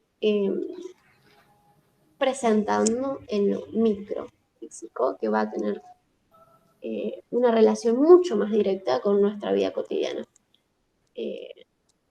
lo invisible siempre se va a relacionar con el poder. Em, entonces el cyborg comienza a desarrollar la imaginación de un mundo posible, en la cual ya no existe esta diferencia, ¿no? Em, entonces cualquier persona que esté transgrediendo la frontera hombre-mujer es un cyborg. Entonces cualquier em, ser que justamente no podamos encajarlo en nuestra dicotomía, en nuestras clasificaciones, separaciones, va a ser un cyborg. Entonces, lo que vemos acá, que ella lo señala, es la lucha, en definitiva, por los significados. Es un mundo en el que la gente no tenga miedo de estar emparentada tanto como con animales como con máquinas.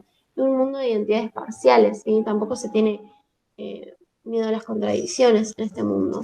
Eh, hay que salir de esta idea de que la contradicción es algo negativo, ¿no?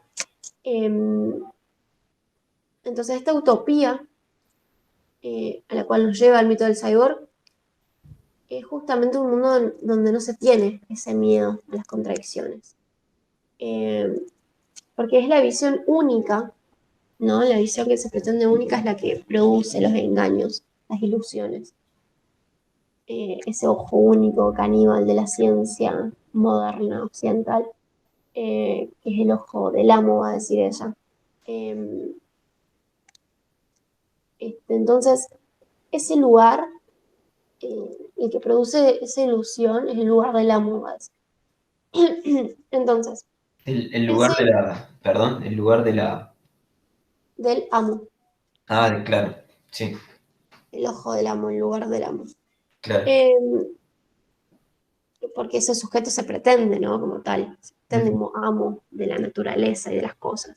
claro, exacto. Eh, entonces con el cyborg venimos a sostener un mundo donde, si bien es utópico, es posible imaginarlo, o sea, es posible imaginarlo y es posible empezar a construirlo, ¿no? Donde esas fronteras se pierden, donde puede despertar una nueva conciencia. Y eso, a decir ella, es resistencia. Se trata de un mito de resistencia. Y ella va a tomar un concepto que es el concepto de afinidad, que también lo vamos a ver bien el domingo, pero va a decir, la afinidad es una relación no por lazos de sangre, sino por elección. Entonces, cuando hablamos de nosotras, hay que salirse del esencialismo, y acá esto tiene que ver mucho con esto que decía, de que ella iba en contra de los feminismos, por ejemplo, de la identidad o de las luchas por la identidad que eran esencialistas, porque la identidad terminaba por ser, ¿no? Tener que ver mucho con un reduccionismo biológico, por ejemplo, eh, sobre todo en el feminismo de la diferencia, eh, que es el feminismo que conocemos por radical, ¿no? Que es un lazo que tiene que ver con, con la biología, ¿no? Con la hembra, digamos. Eh, entonces ella va a decir que no hay relación por lazos de sangre, no hay que crear ese tipo de relaciones esencialistas, sino que hay que crear afinidades, ¿no? No hay una esencia de ser mujer, no hay un estado de ser mujer, una manera natural de ser mujer, porque el concepto mujer no refiere a algo natural. Cuando hablamos de nosotras tenemos que pensarlo por una afinidad, porque el concepto mujer es un concepto de género, eh, la conciencia de género, de raza, de clase, es un logro que ha tenido que darse después de una experiencia dolorosa, histórica del patriarcado. Y entonces, después que vimos el patriarcado, y aunque lo estamos viendo, empezamos a desarrollar una conciencia de género, ¿no? Entonces, fue necesario tener que pasar, sufrir el colonialismo, seguirlo sufriendo, para tener una conciencia de raza. Lo mismo con el capitalismo, para tener una conciencia de clase, eh, este, hizo falta, ¿no? Eh, tener esta experiencia dolorosa, opresora. Entonces, esto va a tener, la conciencia de género, por ejemplo, va a tener que ver necesariamente con el patriarcado, o sea, eh, nosotras aprendimos a partir de haber sufrido el patriarcado, entonces, ¿qué quiere decir nosotras para ella, no? El concepto de mujer va a decir, el concepto de mujer es un concepto esquivo. Eh, no podemos darle unos bordes claros porque no podemos apelar a una esencia de ser mujer. Entonces terminaríamos cayendo en el esencialismo, esto es decir, en esto de reafirmar identidades por algo, ¿no? Por algo que se pretende que viene de la naturaleza, que está dado, ¿no? Entonces, no tiene sentido hablar de una esencia, va a decir, entonces, ¿qué es lo que nos une? Porque si decimos nosotras, estamos suponiendo lazos. Entonces, ¿cuáles son esos lazos? Yo a decir, no, no van a ser por identidad, porque no somos idénticas. Puesto que el concepto de mujer es un concepto ilusorio, en un sentido porque nos hace creer que todas las mujeres somos idénticas, ¿sí? Que tenemos algún rasgo que nos unifica. Va a decir Haraway que el lazo debe ser por afinidad. ¿Sí? Entonces, nosotros podemos generar lazos, afinidades con otras especies. ¿Sí? Y esto es también algo que vamos a profundizar el domingo en seguir con el problema porque ella es un nuevo mundo, digamos, su nueva era, la va a pensar a partir de la creación de afinidades con otras especies. Entonces,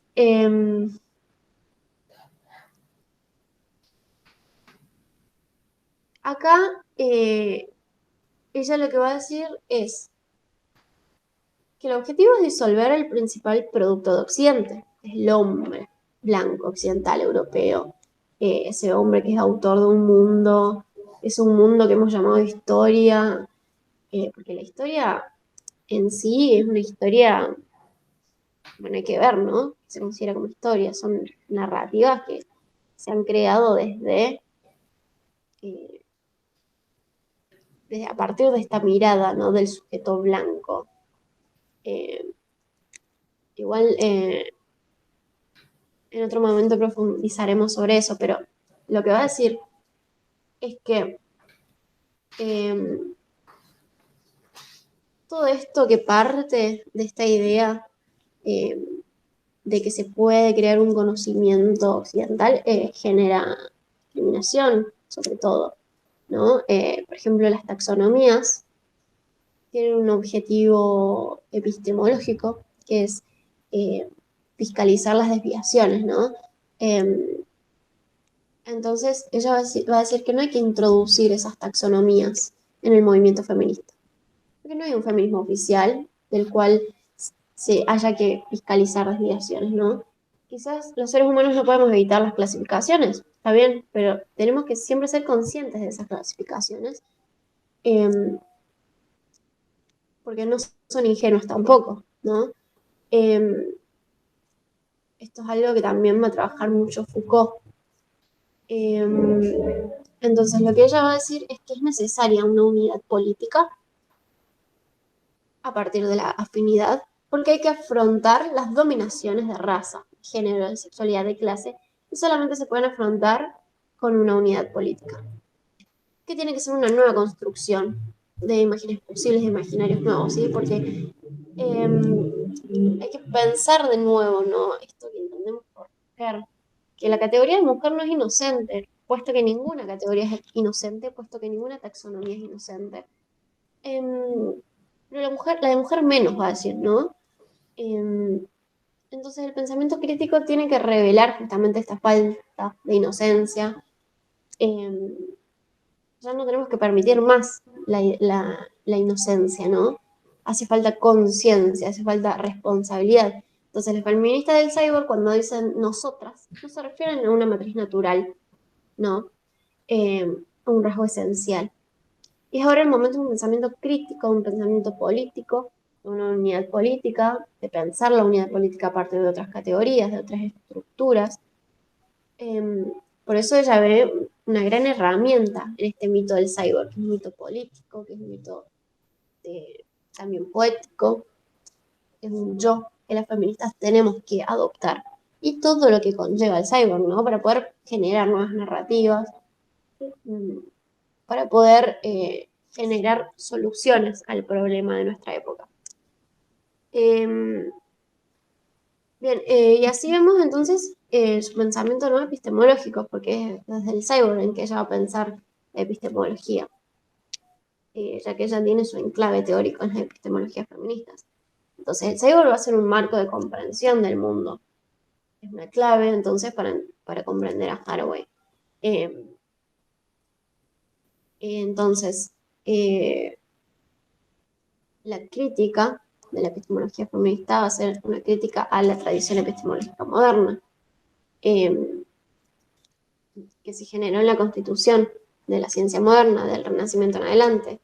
Entonces, lo que va a decir, bueno, la forma en la que se ha estado construyendo el conocimiento hasta ahora ha sido una forma que se pretende universal, neutra, objetiva, pero que no es así, ¿no? Y que se dio a partir de un sujeto que se revela a sí mismo como burgués, como hombre, blanco, europeo, demás. Entonces, eh, ese sujeto tiene el poder de generar las narrativas que después proyectamos todas las otras personas que no pertenecemos a ese grupo, ¿no? Entonces, lo que hicieron es lo que hizo el sujeto moderno en sí es hacer pasar su propia mirada parcial y particular como si fuera la mirada del género universal. Eh, entonces es muy importante para esta epistemología feminista que todas las personas nos demos cuenta de eso, porque a partir de eso podemos construir conocimientos emancipatorios, conocimientos que atienden a las necesidades que tenemos todas las personas que quedamos por fuera, no solo las mujeres, que quedamos por fuera de ese grupo selecto. Entonces, desde este lugar es donde está pensando ella, porque ella hace de su pensamiento una militancia activa por la generación de conocimientos que no sean homogéneos y que no sean hegemonizantes. Entonces va a cuestionar tanto el universalismo, como ya vimos, como el relativismo. Entonces, dentro eh, de las perspectivas epistemológicas feministas, eh, no va a estar tan de acuerdo con las perspectivas más posmodernas dentro de ellas, que consideran que tenemos que abandonar todo intento de generar conocimiento objetivo, verdadero, entre comillas.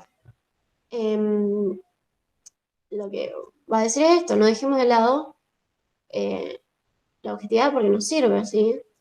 Eh, entonces, lo, lo, lo que yo quiero decir es que nos tomemos el trabajo de redefinir lo que entendemos por verdad, lo que entendemos por objetividad desde nuestras propias perspectivas.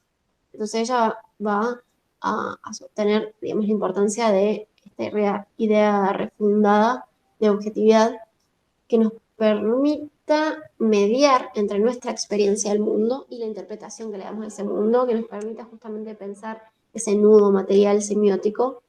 Y para poder pensar ese nuevo material semiótico, necesito nuevas categorías de pensamiento, ¿no?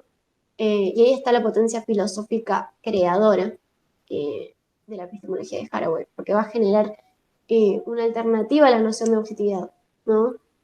Como esta idea de evitar las fronteras, de los conocimientos que son situados. Entonces, en vez de el ojo de Dios que lo ve todo desde arriba, eh, el ojo de carne es el que tenemos el físico, espacial, ¿no? Está en un cuerpo, en un lugar, en un tiempo. Eh, es un ojo que solo puede ver esa parcialidad y que no es inocente. Entonces ella le va a estar hablando, por ejemplo, a los epistemólogos del punto de vista que ya vimos como Sandra Harding, que creían que los oprimidos tenían esta suerte de privilegio epistémico por sobre los opresores.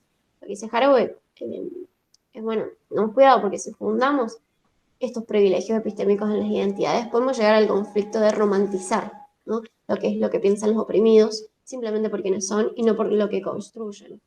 Entonces dicen, son perspectivas parciales y no inocentes. Todos los colectivos, todas las miradas de grupo no individuales corresponden a perspectivas parciales y no inocentes.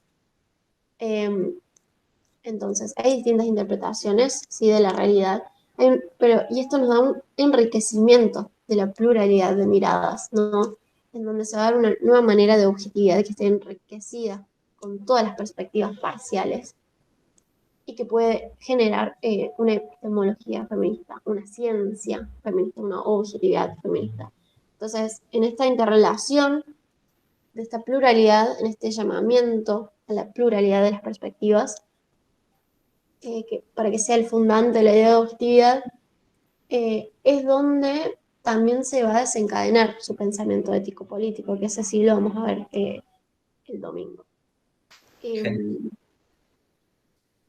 ¿Hay alguna duda hasta acá? Clarísimo. ¿Sabes qué? Me hizo acordar un poco lo voy a nombrar varias veces, a ese taller, sí, un taller que hicimos de mitología romántica y los límites del poshumanismo, porque en un momento, revisando lo que eran los primeros mitos de ese taller, se hablaba de Frankenstein y del doctor Víctor Frankenstein y cómo era la cuestión de la responsabilidad que tenía eh, el monstruo, por así decirlo, al asesinar a unas personas. Es como que justamente se buscaba ver quién era el responsable de ese punto. Eh, y, y bueno, se trataba de ver si era, digamos, o este padre que crea un hijo pero no se hace responsable de él. Y también por otro lado está el monstruo que es consciente de sí mismo, entonces es como que eh, me parece como bastante clave. Claro, sí, tiene mucho que ver con eso que mencionaba en el encuentro anterior, Ujú. de las afirmaciones prometeicas, ¿no? Esto de que Frankenstein es el Prometeo moderno, que pasa a ser científico, y a partir de eso las narrativas científicas en torno a la monstruosidad, ¿no? Ujú. Bueno, lo que quería hacer para terminar era leer unas partes de- del capítulo este, Conocimientos Situados, y unas partes de un artículo de Sans Merino sobre la redefinición del feminismo en Haraway, como para cerrar ya las ideas. Em,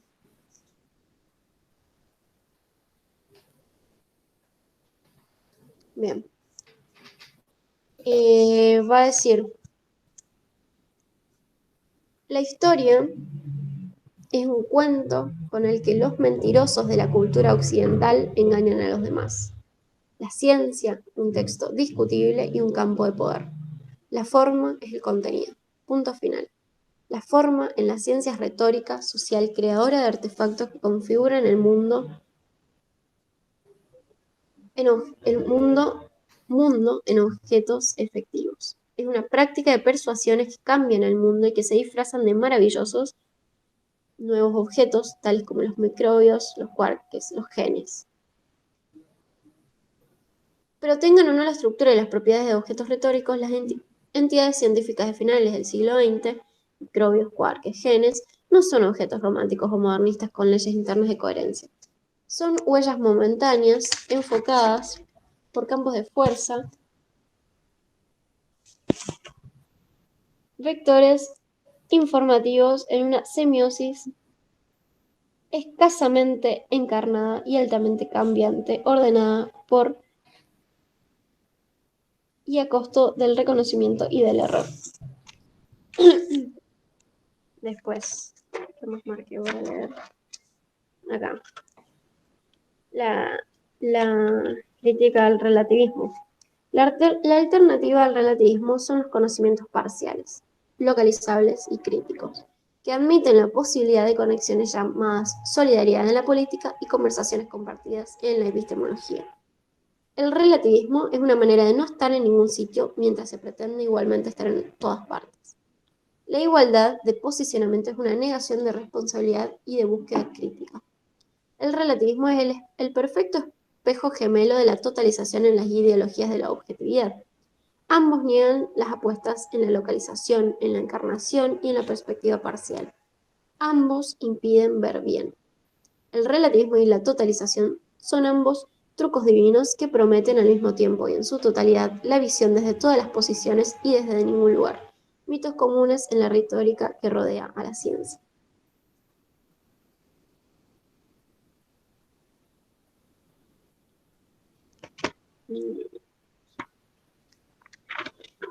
Después, esta es la promesa de la objetividad. Un conocedor científico busca la posición del sujeto, no de la identidad, sino de la objetividad, es decir, de la conexión parcial. No hay manera de estar simultáneamente en todas o totalmente en algunas de las posiciones privilegiadas, subyugadas, estructuradas por el género, la raza, la nación, la clase. Y esta es solo una corta lista de posiciones críticas.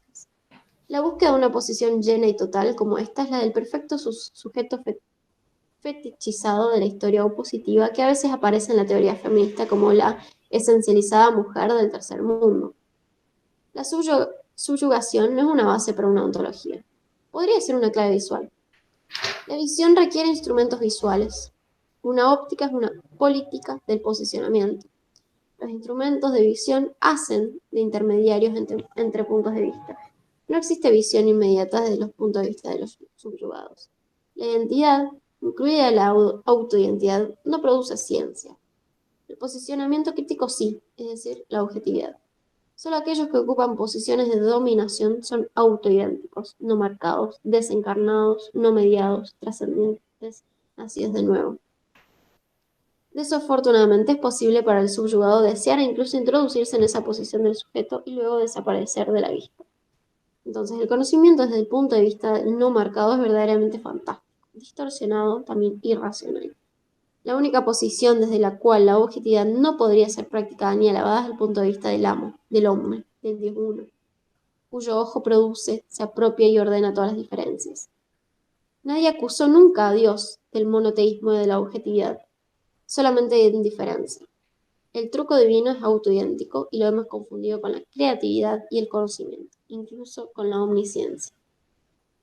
Ocupar un lugar es, por lo tanto, la práctica clave que da base al conocimiento organizado en torno a la imaginería de la visión, de la misma manera que están organizados tantos discursos filosóficos científicos occidentales.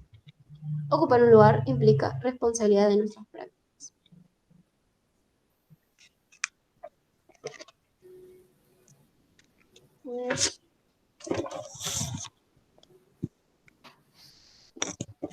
Pues dice, las versiones de un mundo real no dependen, por lo tanto, de una lógica de descubrimiento, sino de una relación social de conversación cargada de poder. El mundo no habla ni desaparece a favor de un amo descodificador. Los códigos del mundo no están quietos a la espera de ser leídos. El mundo no es una materia prima para la humanización. Los ataques contra el humanismo, otra rama del discurso de la muerte del sujeto, han aclarado bien este punto. En sentido crítico, esto está crudamente insinuado por la torpe categoría de lo social o de la intervención. El mundo encontrado en los proyectos del conocimiento es una entidad activa. Mientras que una versión científica ha sido capaz de encaminar esta dimensión del mundo como objeto del conocimiento, el conocimiento fidedigno puede ser imaginado y puede reclamarnos algo. Pero ninguna doctrina de la representación, o ninguna descodificación, o ningún descubrimiento garantiza nada. El enfoque que yo recomiendo no es una versión del realismo, que ha demostrado ser una manera bastante pobre de ocuparse de la intervención activa del mundo. Mi maniobra, sencilla y puede que ingenua, no es, por supuesto, nueva en la filosofía occidental, pero tiene un sesgo feminista especial en relación con la cuestión científica en el feminismo y con las cuestiones asociadas del género como diferencia situada y de la encarnación de la mujer. La objetividad feminista permite las sorpresas y las ironías en el meollo de toda producción del conocimiento. No estamos al cuidado del mundo, solamente vivimos aquí y tratamos de entablar conversaciones no inocentes por medio de nuestros aparatos protésicos, que incluyen nuestras tecnologías de la visualización. Entonces,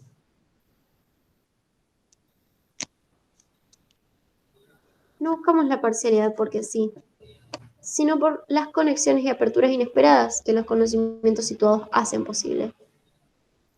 La única manera de encontrar una visión más amplia es estar en algún sitio en particular. La cuestión de la ciencia en el feminismo se trata de la objetividad como racionalidad posicionada. Sus imágenes no son el producto de la huida y de la trascendencia de los límites de la visión desde arriba, sino la conjunción de visiones parciales y voces titubeantes en una posición de sujeto colectivo que promete una visión de las maneras de lograr una continua encarnación finita, de vivir dentro de límites y contradicciones, de visiones desde algún lugar.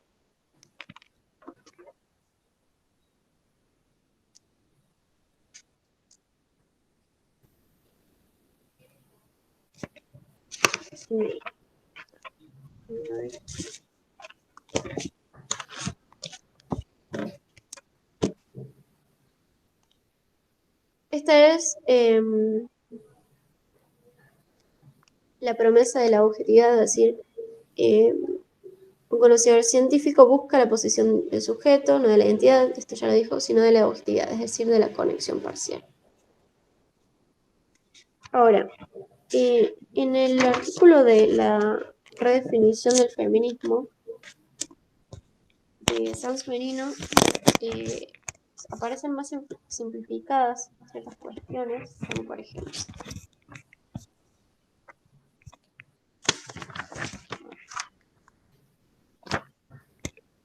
este rechazo, ¿no?, del esencialismo que va igualmente acompañado del mismo desprecio hacia el relativismo. Este también encierra, nos dirá, una pretensión totalizadora. Mientras el objetivismo presume de mirar desde ningún lugar cuando lo hace de forma clandestina, desde una perspectiva muy concreta, el relativismo promete mirar desde todas partes por igual cuando en realidad no está situado en ninguna. Y al hacerlo, al prestar el mismo valor a todas las miradas, no le concede valor a ninguna. La mirada epistemológica, como la política, ha de ser comprometida, pero sin pretender ser totalizante. Ha de tener la conciencia de la existencia de otras miradas igualmente parciales. Se trata de demostrar que los conocimientos siempre son, y así han de ser, mostrados explícitamente como situados.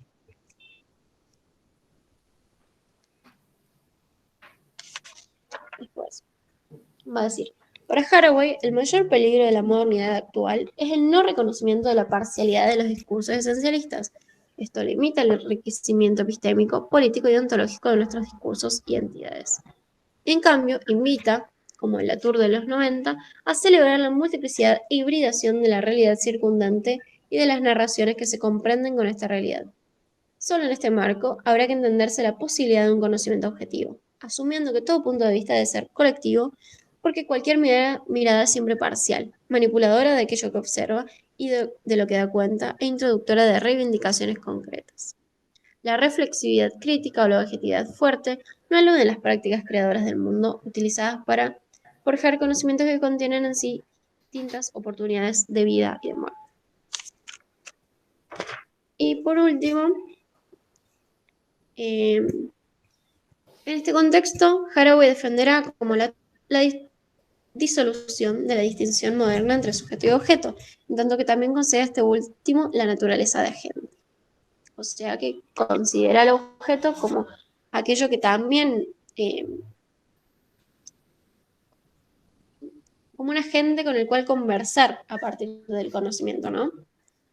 Los no humanos y las realidades materiales no son meros recursos pasivos del científico, quien supuestamente los usa y descubre. Son actores que determinan también el posicionamiento de los conocimientos generados sobre ellos mismos y sobre el resto de realidades. Los objetos del mundo abren y cierran posibilidades de acción y de significación. Ellos mismos son estructurantes, no solo los discursos interesados de los actores sociales involucrados en las prácticas tecnocientíficas lo son. Es más, una epistemología responsable como la de los conocimientos situados requiere que el objeto de conocimiento sea representado como un actor y como un agente, no como una pantalla, un terreno o un recurso, nunca como un esclavo del amo que cierra la dialéctica en su autoría del conocimiento objetivo. No solo todos, sino también todo puede ser un cyborg, híbridos de naturaleza y cultura. Fin. Tremendo. Bueno, Muy bueno. ahí Eh, terminaríamos. Sí. Tengo, porque en realidad te comento, como que hace tiempo estoy investigando un poco esto, lo que es el género de, digamos, lo cibertrónico y lo demás, ¿no? Eh, Hay, de hecho, un par de artistas que trabajan con esos conceptos Y hay uno incluso que es un artista visual, como un artista cyber. Tiene como una antena acá. Después te lo voy a pasar para que lo veas. Ok, También hablan un poco de lo que es el transespecismo, como seres humanos que utilizan cosas o sea, como, digamos, ciertas cosas que pertenecen a otras especies. sí, Eh, pero bueno, es interesante el loquito. La cuestión es que tiene una antena así y dice que esa extensión de sentidos le permite, digamos, reconocer dónde hay alarmas o cosas por el estilo. Entonces, como que sabe. bueno, sí, es curioso. Ah, Ya te lo voy a pasar después. Eh, dale, y de me- última lo retomamos el domingo cuando veamos más bien esto de la ciencia ficción. de una. Sí. A mí me re sirve esto, porque justamente lo venía estudiando hace un tiempo, porque tengo ahí como un pequeño proyecto, muy pequeño proyecto, o sea, no es nada largo. Y primero me quiero nutrir para saber, digamos, que lo que estoy creando no, eh, digamos, no le está errando, ¿viste? Ahí. O sea, me quiero poner al día con la información primero. Así que Muy me bien, re sirve. Sí. muy bien. Sí, Bueno, me parece Silvia, muchas gracias. Ya nos vemos el próximo domingo. bueno, Sí, dale, nos vemos el próximo dale, domingo. Cualquier cosa me avisas si te quedó alguna duda o algo. dale, bueno, Bueno, el próximo domingo vamos a estar viendo eso, el pensamiento ético político de ujú, Haraway. Eh, Así que recomiendo algún poco de lectura acerca del libro Seguir con el problema. perfecto. Seguir con el problema. Bien, Sí, ok. ok. Nos vemos. Nos vemos. Ahí te paso. Eso. Dale. Nos vemos. Adiós.